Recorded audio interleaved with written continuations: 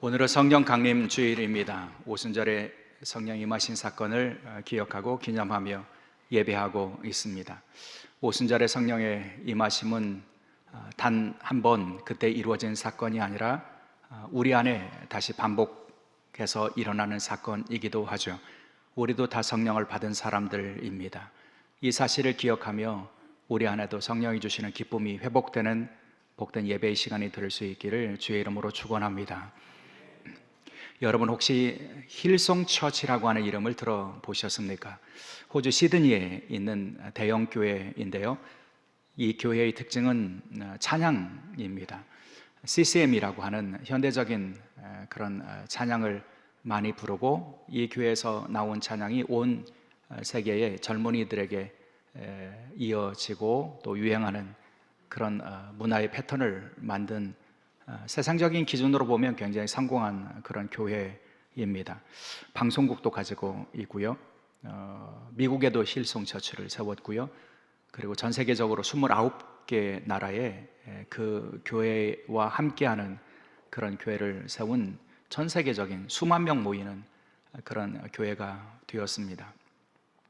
근데 최근에 이 교회가 호주 사회로부터 큰 비판과 또 세계 시민들로부터의 비판을 직면해 있습니다. 그 이유는 그 교회의 사역자들의 성적인 타락이 드러났기 때문이고, 더군다나 그 성적인 타락을 덮으려고 하는 거짓과 또 권력을 동원하는 그런 모습들이 사람들에게 실망을 안겨주었기 때문입니다. 그 교회가 가지고 있는 인적인 네트워크와 또 힘, 권력, 이것을 동원해서 그 사건을 덮으려 했고, 피해자들에게 마땅히 그들이 해야 될 의무들을 하지 않는 사건들이 드러나면서 이 교회가 세계적인 그런 비난과 비판에 직면해 있습니다. 이들에 대한 비판 가운데서 퀸즐랜드 대학의 마이클 버드라고 하는 교수님의 비판이 우리가 기억하고 싶은 그런 내용입니다. 이분은 주 예수의 복음이라고 하는 유명한 책을 쓰신 분이시기도 하시고 학문적으로도 인정을 받는 분이신데요. 이분이 이런 말씀을 하셨습니다. 그리스도인에게는 재능보다 경건이 우선이며 대중의 신뢰가 아니라 그리스도의 성품을 지녀야 한다. 여러분, 우리가 그리스도인이라고 하는 이름을 가지고 살아간다면 우리 그리스도인들에게는 재능이 있는가, 얼마나 똑똑한가, 얼마나 능력이 있나, 그것보다 더 중요한 것이 바로 경건한 삶을 살며 경건의 열매를 맺고 살아가는가가 중요하고요. 그리고 그리스도인들에게는 세상의 사람들로부터 받는 신뢰나 영광이나 명성이나 인정이나 이런 것보다 더 중요한 것이 있는데, 그것은 그리스도의 성품을 닮아가는 것이라고 말씀해 주십니다. 저는 이 지적을 동의하고 싶습니다. 여러분, 우리가 재능을 앞세우고 능력을 앞세우는 그런 공동체라면 세상과 우리가 다를 바가 없습니다. 여러분, 세상의 신뢰와 영광과 또 세상의 사람들부터의 환호를 추구한다면 그 공동체는 결국 세상의 방법을 동원하게 되어 있고, 그리고 하나님의 영광을 가릴 수밖에 없다는 거죠.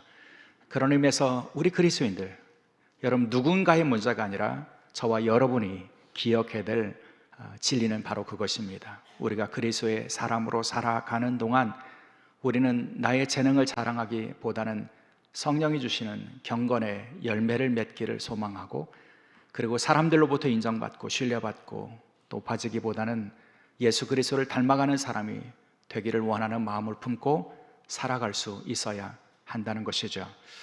여러분, 그런 삶을 위해서 가장 절대적인 요소가 무엇이냐면 저는 성령의 도우심이라고 믿습니다. 여러분, 성령의 도우심이 있어야 한다는 거죠. 성령의 도우심이 있어야 그 성령의 인도하심을 따라 살아가는 동안 우리에게 영적인 열매들이 맺히고, 그런 영적인 열매가 결국 경건이 되는 것입니다. 그리고 성령의 이끄심을 따라 살아가며 나를 부인하고 내 안에 계시는 예수 그리스도의 성령님을 따라 살아가는 사람들이 내 안에 계시는 그 성령님을 통하여 예수 그리스도의 성품을 닮아갈 수 있게 된다는 것입니다. 결국 성령의 도우심이 없으면 우리는 그리스도인의 삶을 살아갈 수 없게 된다는 것이죠. 그런 의미에서 오늘 성령 강림주일 예배를 드리면서 우리가 성령의 도우심을 구하고 성령의 이끄심을 인정하고, 그래서 성령의 도우심과 이끄심 가운데 새로움을 덧입는 그런 복된 시간이 될 수 있기를 주의 이름으로 축원합니다. 오늘 에스겔 선지자를 통해서 하나님께서 말씀해 주시는 하나님의 역사가 그렇습니다. 에스겔 선지자를 통해서 하나님께서는 당신의 구원과 회복을 약속해 주시는데요, 이 말씀을 전하는 에스겔이 살던 시대에 유다는 멸망의 시대였습니다. 암흑의 시대였습니다. 하나님께서는 에스겔을 부르셨습니다. 그리고 그 에스겔을 통해서 하나님의 역사를 그에게 전하게 하셨는데요, 에스겔은 예루살렘이 멸망하기 직전에 바벨론으로 끌려갔던 사람 아닙니까? 이방의 땅에 있을 때 하나님께서 그를 예언자로 부르셨습니다. 그리고 그에게 하나님의 말씀을 전하게 하셨는데, 주신 말씀이 뭐냐면 유다와 예루살렘이 멸망할 것이다, 이렇게 말씀합니다. 모든 유대인들이 소망하는 바는 무엇이었냐면 이 고난의 때가 금방 지나갈 것이고 하나님은 하나님의 백성들을 회복시켜 주실 것이라고 하는 소망과 기대를 품고 있었던 때입니다. 그런데 하나님께서는 놀랍게도 에스겔 선지자에게 아니다, 너희들의 죄악에 대한 징계의 때가 지나기 전까지는 너희들에게 징계가 있을 것이다, 하나님께서는 예루살렘을 멸망을 시키실 것이라고 그 메시지를 에스겔 선지자에게 전하게 하셨습니다. 그리고 에스겔 선지자는 자신이 전한 하나님의 말씀처럼 예루살렘이 무너지는 것을 경험한 사람입니다. 그런데요, 여러분, 에스겔을 통해서 하나님께서는 예루살렘의 멸망만 말씀해 주신 것이 아닙니다. 하나님께서는 그 멸망을 징계라고 설명해 주셨고, 그 징계의 때가 지나가면 하나님은 구원과 회복을 그들에게 이루실 것이라고 약속해 주십니다. 그래서 그 구원과 회복에 대한 말씀이 오늘 본문 에스겔 36장에 있는 그런 내용입니다. 먼저 24절의 말씀에 보면 이렇게 약속하십니다. 내가 너희를 여러 나라 가운데서 인도하여 내고 여러 민족 가운데서 모아 데리고 고국 땅으로 들어가겠다. 하나님께서는 구원과 회복을 말씀해 주십니다. 너희들을 흩을 것이다, 너희들을 멸망시키실 것이다, 이방의 땅에 너희를 흩어버리실 것이다. 그런데 그렇게 이방의 땅에 흩으시는 것으로 끝나지 않는다고요. 여러 나라 가운데서 흩어진 너희들을 인도하여 낼 것이라고요. 그리고 너희들을 고국으로 돌아가게 하겠다고 말씀해 주십니다. 예루살렘으로 귀환할 수 있도록 구원과 회복을 약속해 주신 것입니다. 여러분, 하나님께서는 하나님의 백성들을 향한 징계를 하시지만 그 징계에서 하나님의 뜻이 끝나지 않습니다. 징계 이후에 하나님께서는 구원과 회복을 계획하시고 그 구원과 회복의 길로 인도하십니다. 예루살렘의 회복을 말씀해 주십니다. 그런데 여러분, 하나님께서 약속하시는 구원과 회복은 단지 그들의 땅의 회복에 있지 않았습니다. 고국으로 돌아가는 것에 있지 않았습니다. 예루살렘으로 돌아가는 것에 있지 않았습니다. 하나님께서는 더 본질적인 구원과 회복의 계획을 그들에게 갖고 계셨습니다. 하나님이 이루시는 그 근원적이고 본질적인 회복에 대하여 에스겔 선지자를 통해서 이렇게 말씀해 주십니다. 26절부터 28절인데요.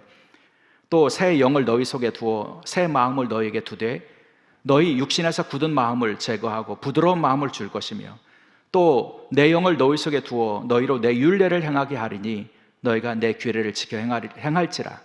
내가 너희 조상들에게 준 땅에서 너희가 거주하면서 내 백성이 되고 나는 너희의 하나님이 되리라. 여러분, 이 말씀을 구분해서 우리가 기억해야 하여 하나님께서는 그들을 예루살렘으로 돌아오게 하신다고 하신 말씀에 이어서 이렇게 말씀해 주십니다. 내가 새 영을 너에게 주겠다. 새 영을 너에게 주면 너의 마음이 새로워지게 될 것이다. 너의 마음이 부드러운 마음이 될 것이다. 내면과 마음의 변화를 말씀해 주시고요, 그렇게 마음과 내면이 변화되면 너희들이 내 율례와 규례를 따라 지켜 행하게 될 것이다. 그것이 삶의 변화로 이어지게 될 것이라고 삶의 변화를 말씀해 주셨고요, 그렇게 삶의 변화를 이룬 사람들에게 하나님께서는 관계의 회복을 말씀해 주십니다. 그러면 내가 너희 가운데 너희가 그 땅에 거주하며 나는 너희 하나님이 되고 너희는 내 백성이 될 것이다. 하나님께서 내가 너희의 하나님이 되고 너희는 내 백성이 된다고 하는 이 말씀은 율법의 핵심입니다. 하나님의 언약의 사랑을 말씀해 주시는 그런 내용입니다. 그러니까 그 백성들의 회복이 하나님과의 사랑의 회복까지 이어질 것이라고 말씀해 주십니다. 정리하면 이렇습니다. 하나님께서 그들을 고국으로 돌아오게 하시는 것으로 그분의 이루시는 구원과 회복을 마치지 않는다는 겁니다. 그들에게 하나님의 영을 부어 그들의 내면을 새롭게 하시고, 그리고 그들의 삶을 새롭게 하시고, 그리고 그들이 하나님과의 관계가 새로워지는 백성이 되게 하신다고요. 이것이 하나님께서 이루시는 구원과 회복의 말씀입니다. 사랑하는 여러분, 하나님께서 이루시는 구원과 회복은 어느 시대에나 어느 때나 다 동일합니다. 하나님은 어느 시대에 어느 백성에게든 하나님께서 하나님의 구원과 회복을 이루시기를 원하시는 분이신데요, 그 구원과 회복의 출발점에 무엇이 있느냐면 내가 새 영을 너희에게 부어 주겠다는 말씀이 있습니다. 그래서 오늘 본문의 말씀은요, 26절에도 그렇고 27절에도 그렇고 동일한 말씀으로 시작됩니다. 내 영을 너희 속에 두겠다. 내 영을 너희 속에 두겠다. 하나님께서는 내 영을 너희 속에, 하나님의 영을, 새 영을 너희 속에, 하나님의 영을, 성령을 그들 속에 주셔서 그들의 마음을 새롭게 하시고요, 하나님의 영을 그들에게 주셔서 그들이 하나님의 율례와 규례를 따라 거룩하고 정결한 삶을 살아가는 삶의 변화를 이루게 하시고요, 그러면 그들이 하나님과의 사랑의 관계가, 언약의 관계가 회복되는 새로운 관계 속에 하나님의 구원과 회복을 경험할 수 있게 하신다고 말씀해 주십니다. 이것이 에스겔 선지자를 통해서 시종일관 하나님께서 강조하시는 그런 내용입니다. 그래서 에스겔서의 말씀을 주의 깊게 읽어보면 11장에도 동일한 하나님의 약속이 나오는 것을 확인할 수 있습니다. 에스겔 11장 19절과 20절인데요, 내가 그들에게 한 마음을 주어 그 속에 새 영을 주며 그 몸에서 돌 같은 마음을 제거하고 살처럼 부드러운 마음을 주어 내 율례를 따르며 내 규례를 지켜 행하게 하리니 그들은 내 백성이 되고 나는 그들의 하나님이 되리라. 하나님이 약속하신 내용이 똑같습니다. 새 영을 주겠다, 그들의 마음을 부드럽게 하겠다, 그들이 하나님의 율법과 규례를 따라 지켜 행하게 하겠다, 그리고 나는 그들의 하나님이 되고 그들은 나의 백성이 되게 하겠다. 동일한 말씀을 또 반복하시고 또 반복하십니다. 왜요? 강조하시기 위해서요. 너희들의 구원과 회복의 길이 어디서부터 시작되는지를 알아야 한다고 하는 것을 말씀해 주십니다. 그 구원과 회복의 길이 어디서부터 시작된다고요? 새 영을 너희에게 부어주는 사건으로부터 시작된다고요. 성령 받는 사건으로부터 그 새로움이 시작된다고 하는 것을 말씀해 주시고 있는 것입니다. 사랑하는 여러분, 어느 때나 하나님께서는 그 백성을 새롭게 하시기 위하여 하나님의 영을 주십니다. 하나님의 영을 부어주십니다. 하나님의 영으로 충만케 하십니다. 그래서 하나님의 영, 성령이 주시는 생각과 성령이 주시는 마음에 따라서 살게 하십니다. 그것이 성령께서 하나님의 백성들을 새롭게 하시는 방식입니다. 사랑하는 여러분, 그렇다면 우리는 이미 성령을 받은 사람이라고 고백하지 않습니까? 오순절 성령의 강림의 사건으로 교회가 세워졌으니 교회는 성령 공동체입니다. 우리는 성령 공동체를 이루고 있는 사람들입니다. 우리 각자 한 사람 한 사람, 각 사람 위에 임하신 성령처럼 우리 각 사람에게 성령이 임하셔서 우리는 예수를 그리스도로 믿고 고백하고 살아가는 사람이 되었습니다. 그렇다면 여러분, 이미 하나님께서는 우리 속에 새로움을 시작하셨다는 겁니다. 성령을 통해서 새 마음도 주시고 새로운 삶도 주시고 하나님과의 사랑의 관계를 맺고 살아갈 수 있도록 허락해 주셨다는 거죠. 그런데 왜 우리 속에 새로움이 있지 않는가? 그것은 성령의 이끄심을 인정하지 않기 때문입니다. 성령께서 깨우쳐 주시지만 그 깨우침을 따라 순종하지 않기 때문입니다. 성령께서 말씀을 생각나게 하시고 그 규례와 율법을 따라서 살아가게 하시지만 우리가 순종하지 않기 때문이죠. 그러므로 우리는 성령의 충만함을 구해야 합니다. 성령의 충만함은 성령의 이끄심을 따라서 살아가는 삶을 의미합니다. 다시 말하자면 우리는 성령으로 충만하여 그 성령에 사로잡히고 그 성령이 이끄시는 삶을 살아갈 수 있기를 소망할 수 있어야 된다는 겁니다. 그럴 때 우리 안에 성령이 주시는 마음이 생깁니다. 그리고 그 성령의 마음에 순종할 때 우리가 하나님 주시는 열매를, 화목하게 하는 열매를 우리가 맺고 살아갈 수 있게 되는 것입니다. 며칠 전에 제가 경험한 아주 작은 사건을 여러분과 함께 나누고 싶어요. 저녁이 되고 퇴근이 되어서 퇴근길에 제가 집으로 이렇게 걸어가고 있었습니다. 가능하면 이렇게 외출하거나 어디를 가야 되거나 그런 경우 아니면 제가 걸어서 출퇴근하고 싶은 그런 마음이 있고, 그래서 그날 저녁에도 걸어서 여기 광주역에서 저희 집 방향으로 큰 길 따라서 쭉 올라가고 있었는데요. 근데 갑자기 먼지와 물방울이 저에게 확 하고 오는 거예요. 그날도 제가 양복을 입고 있었는데요. 갑자기 먼지와 물이 이렇게 저를 향해서 이렇게 확 오는 거죠. 이게 무슨 일인가? 아주 날씨가 좋았거든요. 무슨 일인가 살펴봤더니 제가 지나가는 길 옆에 아주 작은 세차장이 있었어요. 세차장에 가면 여러분 이렇게 바람과 물을 이렇게 동시에 뿜어내는 그런 기계 있잖아요. 근데 세차장에서 청소하시는 분이 바닥에 뭔가 이렇게 먼지가 다니는 게 싫었나 봐요. 그래서 그 먼지를 향해서 그것을 쏜 거예요. 그러니까 바닥을 맞고 그 먼지와 그 물이 저에게 이렇게 튄 거죠. 제가 갑자기 봉변을 만난 것 아닙니까? 그래서 제가 그 아저씨를 이렇게 봤어요. 그리고 아저씨, 사람이 지나가는 거 안 보입니까? 이렇게 얘기했는데, 그 다음에는 그분이 저를 더 화나게 하셨어요. 미안하다는 말도 없고 미안하다는 제스처도 없고 그냥 뭐 이렇게 보더니 자기 세차하는 일만 하시는 거예요. 제가 목사이긴 하지만 그래도 이건 아니다. 들어가서 따져야겠다. 이렇게 어차피 그분은 내가 목사인 것도 모를 거니까 그 문으로 들어가는 순간 제 머릿속에 어떤 말씀이 떠오르냐면 그날 새벽에 묵상하신 말씀이 떠올랐어요. 그날 새벽에 묵상한 말씀이 스데반이 하늘을 우러러라고 하는 그런 말씀이에요. 스데반이 종교 지도자들에게 핍박을 받았고요, 재판을 받았고요, 종교 지도자들이 스데반을 죽이려고 하는 그런 상황이에요. 근데 자신을 죽이려고 분노를 쏟아붓는 이 종교 지도자들 앞에서 스데반이 한 게 뭐냐면 그저 하늘을 우러러 보는 거예요. 그리고 하늘을 우러러 볼 때 하나님의 영광의 보좌를 보았고, 그리고 그 영광의 보좌에 있는 예수 그리스도를 보았습니다. 그리고 그 영광 때문에 스데반은 그 순교의 길을 묵묵히 기쁨으로 걸어가서 그 말씀의 마지막에 보면 스데반이 잔이라 이렇게 되어 있어요. 스데반의 순교의 말씀을 그 아침에 묵상했는데 그 말씀이 갑자기 떠올랐어요. 제 안에 이런 말씀이 들리는 것 같았어요. 너는 하늘의 영광을 바라보고 살아가는 사람이야? 하늘의 영광을 바라보고 살아가면서 곧 그 영광에 참여할 것이라고 믿고 살아가는 사람 아니냐? 이런 그런 음성, 그런 내면에 작은 울림이 있었어요. 하늘의 영광을 바라보고 살아가는 사람이, 그리고 곧 그 영광에 참여해서 영원토록 그 영광에 참여할 것이라는 믿음을 가지고 살아가는 사람이 요것 가지고 분노하고 요것 가지고 싸우려고 들어가고 있니? 이런 책망이 제게 들렸어요. 그리고 내가 하늘의 영광 바라보고 살아가는 사람이지, 그리고 잠깐의 이 땅에서 경험하는 이런 사건이나 감정이라고 하는 것 금방 사라지는 것이지만 하늘에서의 영광이라고 하는 것이 영원한 것이지, 이런 마음이 생기니까 갑자기 제 마음에 평강이 찾아왔어요. 그래서 세차장 안으로 들어가던 발걸음을 딱 멈췄어요. 그리고 그 양반이 저한테 사과를 하든지 말든지 상관없이 제가 집으로 갔습니다.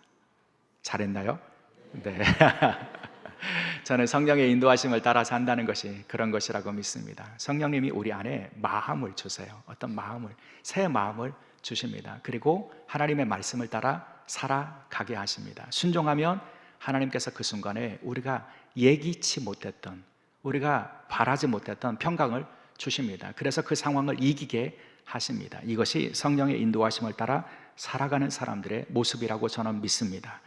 사랑하는 여러분, 그 때문에 성령의 인도하심을 따라 살아가는 사람들의 마음과 삶은 세상의 사람들과 다른 차원이 될 수밖에 없습니다. 차원이 다른 것들을 마음에 품고 차원이 다른 것들을 살아갈 수 있게 된다는 것이죠. 저는 최근에 새벽에 사도행전을 묵상하면서 큰 은혜를 누리고 있는데요, 그 내용 중에 하나는 무엇이냐면 종교 지도자들과 사도들이 근본적으로 다른 사람들이구나. 똑같이 하나님을 섬기는 사람들이지만 유대 종교 지도자들과 그리고 사도들은 근본적으로 다르다라고 하는 것을 깨닫기 때문이에요. 여러분, 성령 받은 사도들과 성령을 알지 못했던 이 종교 지도자들은 달랐어요. 종교 지도자들의 모습은 무엇입니까? 그들의 내면에 있었던 것은 무엇입니까? 사도행전에서 확인할 수 있는 것은 분노입니다. 공격입니다. 폭력입니다. 여러분, 종교 지도자들은 자신이 알고 있었던 율법과 자신이 알고 있었던 믿음의 내용을 벗어난 것에 대해서는 공격하려고 했습니다.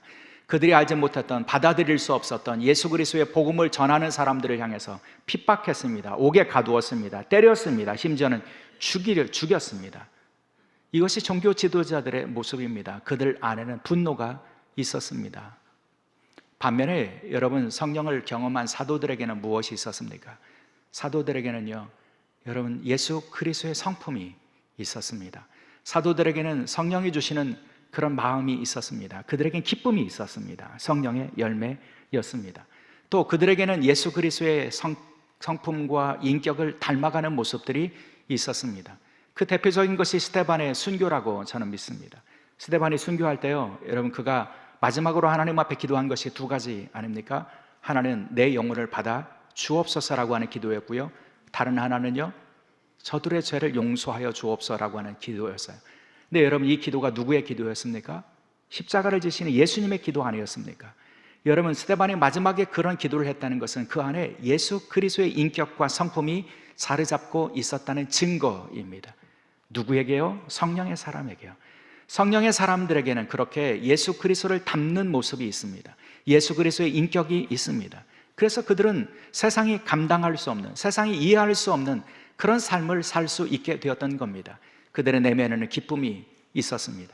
그리고 그들이 함께 모이는 공동체는 세상의 질서와는 전혀 차원이 다른 그런 질서가 있었습니다.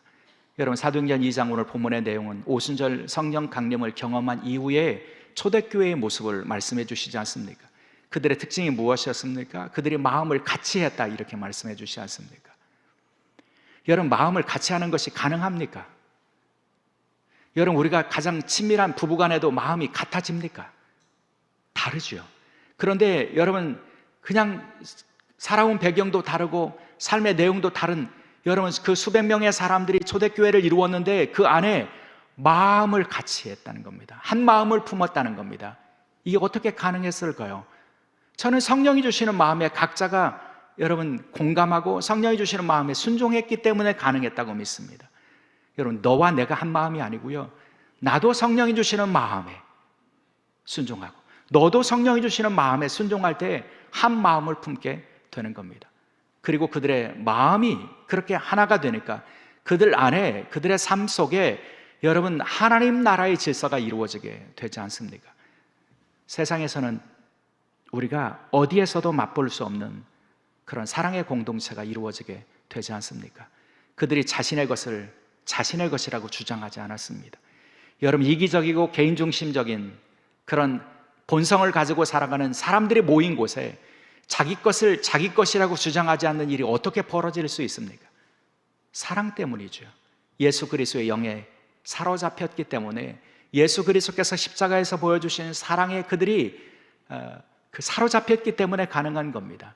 그러니 자신의 필요보다는 상대방의 필요가 보이는 겁니다. 그래서 상대방의 필요를 따라 나누어 주었다, 이렇게 말씀해 주십니다. 자기 것을 조금도 자기 것이라고 주장하지 않았다고 말씀해 주십니다. 이것이 성령 공동체의 특징이라는 겁니다. 새로운 차원의 삶의 모습이 그들 안에 이루어지게 되었다는 것이죠. 여러분, 이것이 예수님의 영을 받아 살아가는 사람들의 모습이라는 것입니다.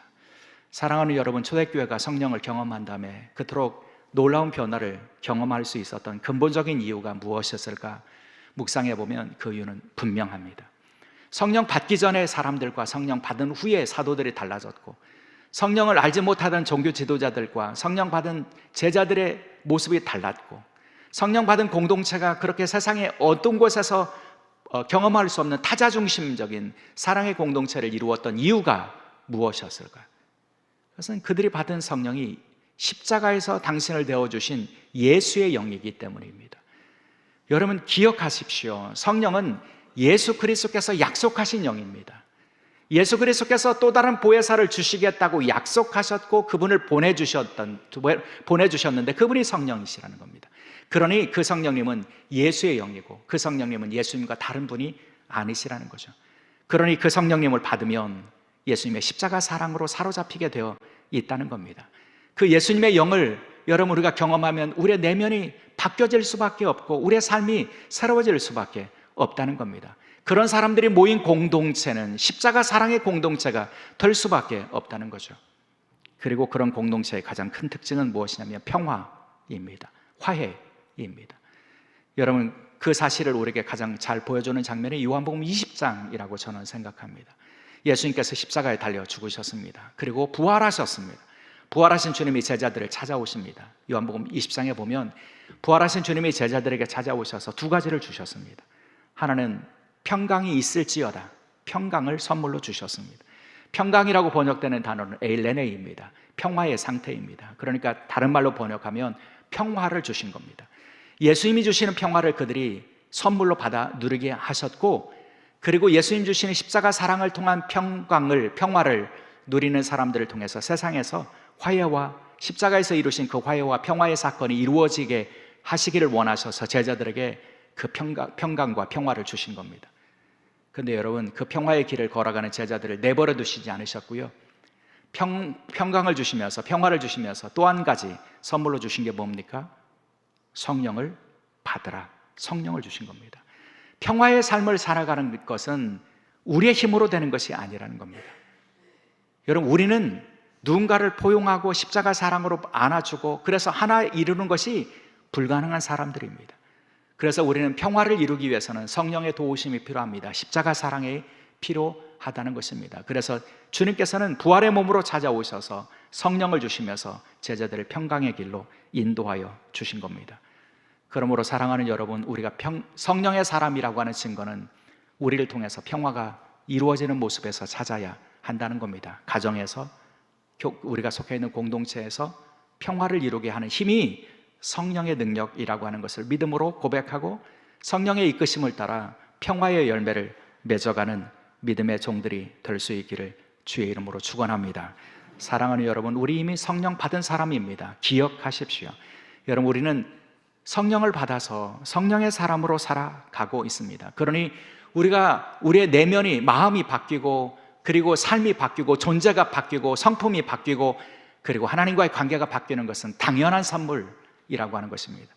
그 일이 일어나지 않는 것이 오히려 이상한 일이라는 것이죠. 그 일들이 우리의 삶에 일어나지 않는다면 다시 성령을 사모하십시오. 성령을 인정하십시오. 그래서 성령님의 이끄심에 따라 사십시오. 그러면 그 성령님이 오늘 또 우리를 새롭게 하여 주실 것입니다. 우리를 통해서 화해와 평화의 열매를 맺게 하실 것입니다. 그 복된 길을 걸어가는 주의 종들이 될 수 있기를 주의 이름으로 축원합니다. 기도하시겠습니다.